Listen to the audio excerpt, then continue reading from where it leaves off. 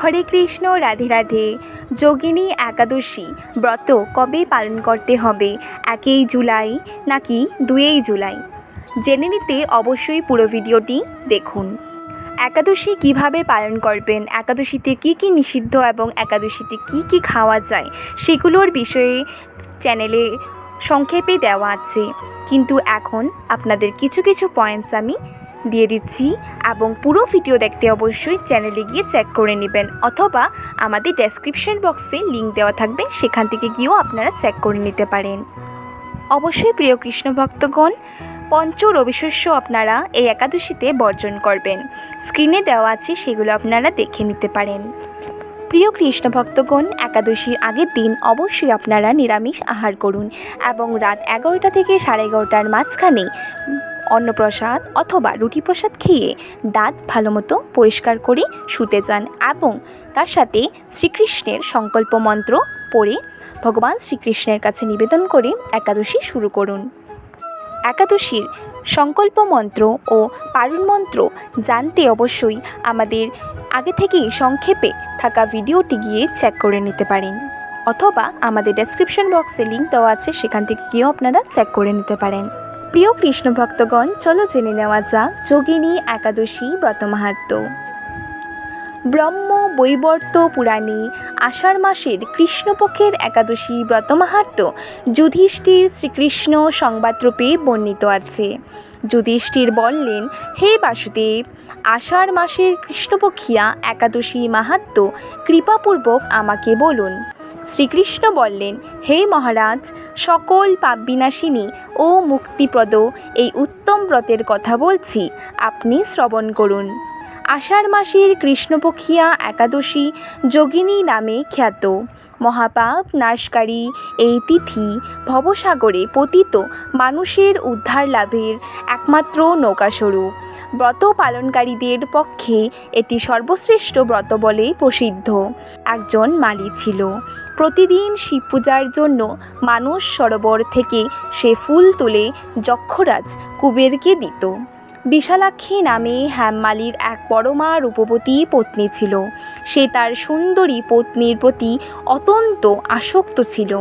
একদিন সে তার স্ত্রীর প্রতি কামাসক্ত হয়ে পড়ল। রাজভবনে যাওয়ার কথাও ভুলে গেল। বেলা 2 প্রহর অতীত হলো।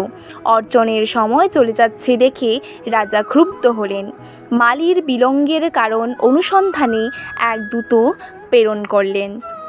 দূত এসে রাজাকে বলল সে গৃহে স্ত্রীর সাথে আনন্দে মত্ত। দূতের কথা শুনে কুবের অত্যন্ত রেগে তখনই মালিকে তার সামনে হাজির করতে আদেশ দিল। এদিকে মালি কুবেরের পূজার সময় অতিবাহিত হয়েছে বুঝতে পেরে অত্যন্ত ভয় পেল। তাই স্নান না করেই সে রাজার কাছে উপস্থিত হলো। তাকে দেখা মাত্র রাজা ক্রোধবশে চোখ রাঙিয়ে বললেন, রে পাপিষ্ঠ দুরাচার, তুই দেব পূজার পুষ্প আনতে অবজ্ঞা করেছিস, তাই আমি তোকে অভিশাপ দিচ্ছি। তুই শ্বেতকুষ্ঠগ্রস্ত হয়ে যা এবং তোর প্রিয়তমা ভার্যার সাথে তোর চিরবিয়োগ সংঘটিত হোক। রে নীচ, তুই এখনই এই স্থান থেকে ভ্রষ্ট হয়ে অধোগতি লাভ কর। কুবেরের এই অভিশাপে হেমমালি পত্নীর সাথে স্বর্গভ্রষ্ট হয়ে দীর্ঘকাল যাবত কুষ্ঠরোগ ভোগ করতে লাগল। রোগের যন্ত্রণায় দিন অথবা রাত্রে কখনোই সে সুখ পেত না। এভাবে শীত গ্রীষ্মে প্রচণ্ড বেদনায় বহু কষ্টে সে জীবনযাপন করতে লাগলো। কিন্তু দীর্ঘদিন মহাদেবের অর্চনের ফুল সংগ্রহের সুকৃতি ফলে সে শাপগ্রস্ত হয়েও বৈষ্ণবশ্রেষ্ঠ শিবের বিস্মরণ কখনো হয়নি। একদিন হেমমালি ভ্রমণ করতে করতে হিমালয়ে শ্রী মার্কণ্ডে ঋষির আশ্রমে উপস্থিত হল। কুষ্ঠরোগে পীড়িত সপত্নী হেমমালিকে দর্শন করে শ্রী মার্কণ্ডে তাকে জিজ্ঞাসা করলেন, তুমি কার অভিশাপে এই রকম নিন্দনীয় কুষ্ঠরোগগ্রস্ত হয়েছ? সে উত্তর দিল, হে মুনিবর, রাজা ধনকুবেরের আমি ভৃত্য ছিলাম। আমার নাম হেমমালি। আমি প্রত্যহ মানস সরোবর থেকে ফুল তুলে শিব পূজার জন্য রাজাকে রেখে দিতাম, কিন্তু দুর্ভাগ্যক্রমে একদিন স্ত্রীর মনোরঞ্জন হেতু কামাসক্ত হওয়ায় সেই ফুল দিতে বিলম্ব হয়। রাজার অভিশাপে এরকম দুর্দশাগ্রস্ত হয়েছি। পরোপকারই সাধুগণের স্বাভাবিক কর্ম। হে ঋষিশ্রেষ্ঠ, আমি অত্যন্ত অপরাধী, কৃপা করে আমার প্রতি প্রসন্ন হন। তখন দয়াদ্র চিত্ত মার্কেণ্ডে মুনি বললেন, হে মালি, তোমার মঙ্গলের জন্য শুভফল প্রদানকারী এক ব্রতের উপদেশ করছি। তুমি আষাঢ় মাসের কৃষ্ণপক্ষের যোগিনী নামক একাদশী ব্রত পালন করো। এই ব্রতের পুণ্য প্রভাবে তুমি অবশ্যই কুষ্ঠব্যাধি থেকে মুক্ত হবে। শ্রীকৃষ্ণ বললেন, ঋষির উপদেশ শ্রবণ করে হেমমালী তাকে প্রণাম জানালো। পরে অত্যন্ত আনন্দে ঋষির আদেশমতো নিষ্ঠার সঙ্গে যোগিনী একাদশী ব্রত পালন করল। এইভাবে হেমমালী সমস্ত রোগ থেকে মুক্ত হলো ও পত্নীসহ সুখে জীবনযাপন করতে লাগলো। হে মহারাজ যুধিষ্ঠির, আমি আপনার কাছে এই ব্রত উপবাসের মহিমা কীর্তন করলাম। এই ব্রত পালনে ৮৮,০০০ ব্রাহ্মণকে ভোজন করানোর ফল লাভ হয়। যে ব্যক্তি এই মহাপাপ বিনাশকারী ও পুণ্যফলপ্রদায়ী যোগিনী একাদশীর কথা পান এবং শ্রবণ করে, সে অচিরেই সর্বপাপ থেকে মুক্ত হবে। ইতি যোগিনী একাদশী ব্রত মাহাত্ম্য সমাপ্ত।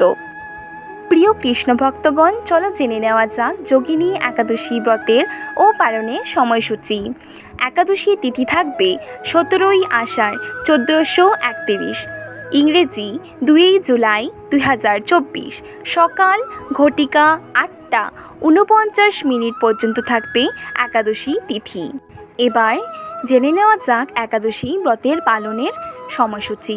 18ই আষাঢ় ১৪৩১, ইংরেজি ৩ জুলাই ২০২৪। সকাল ঘটিকা ৭টা হইতে ৫৫ মধ্যে একাদশী ব্রতের পালন। প্রিয় কৃষ্ণ ভক্তগণ, পালনের সময়ের মধ্যেই পঞ্চ রবিশস্যের মধ্যে কিছু ভগবান শ্রীকৃষ্ণকে বানিয়ে সেবা দিন এবং তারপর সেটা প্রসাদরূপে আপনারাও সেবা করুন। আশা করি আপনাদের এই ভিডিওটি ভালো লাগলো। এইভাবেই নতুন নতুন ভিডিও পেতে আমাদের গোপালসোনা চ্যানেলটাকে সাবস্ক্রাইব করে আমাদের পাশে থাকুন। হরে কৃষ্ণ, রাধে রাধে, হরি বল।